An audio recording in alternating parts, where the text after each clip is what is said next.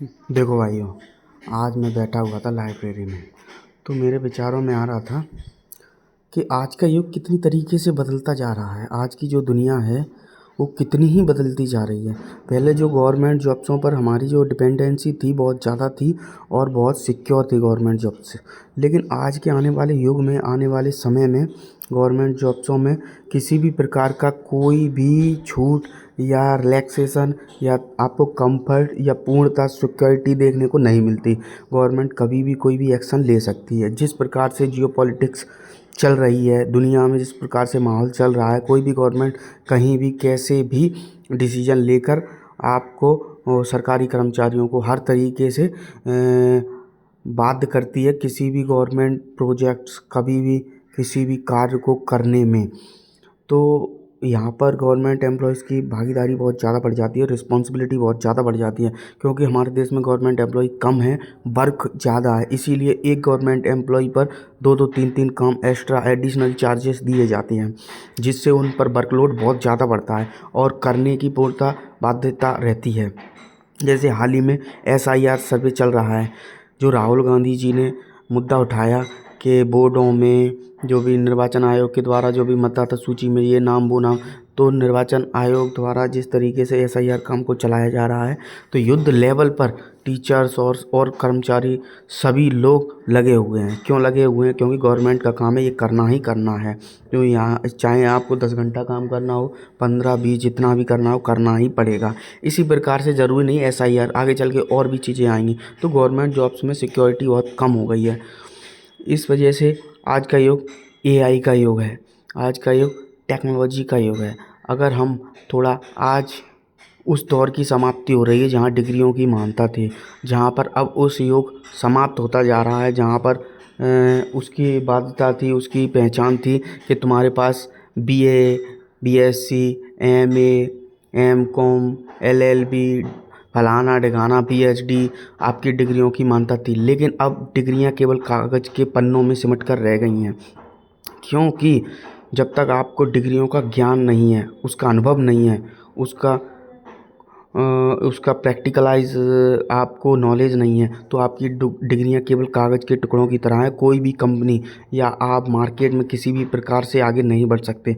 इसके लिए अगर आप मार्केट में आपको काम बढ़ना है, पैसा कमाना है, जीवन में लाइफ में आगे बढ़ना है, तो केवल डिग्रियां ना हो चलेगा, लेकिन आपके पास एक्सपीरियंस और जो भी आपने पढ़ा उसका नॉलेज होना बहुत ज़रूरी है। इसी प्रकार से आप ऑनलाइन किसी भी चीज़ की तैयारी कर सकते हैं, हर चीज़ उपलब्ध है।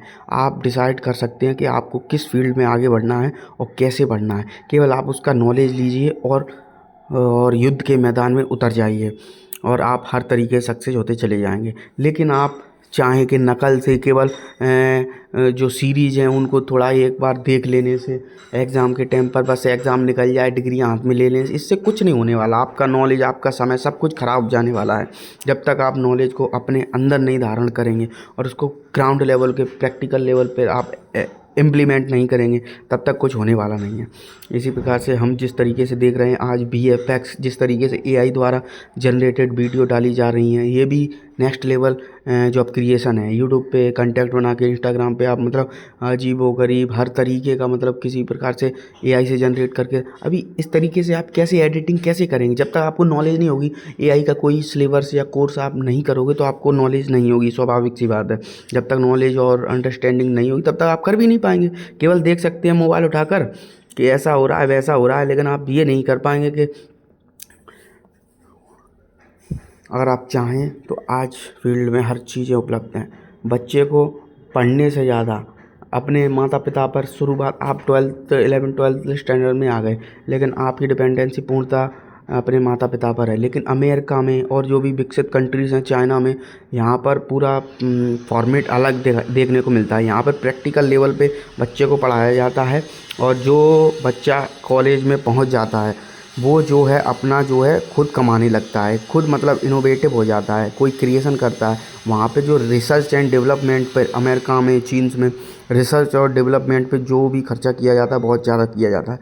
और जो बच्चे डिग्रियाँ करते हैं पोस्ट ग्रेजुएशन ग्रेजुएशन ये मोस्टली जो भी साइंस फैकल्टी से होती है वो रिसर्च एंड डेवलपमेंट करनी ही लगती है एजुकेशन के साथ साथ। इससे उनको अर्निंग भी अच्छी होती है और उनका एक्सपीरियंस भी बढ़ता है, प्रैक्टिकलाइज भी वो बहुत आगे निकल जाते हैं।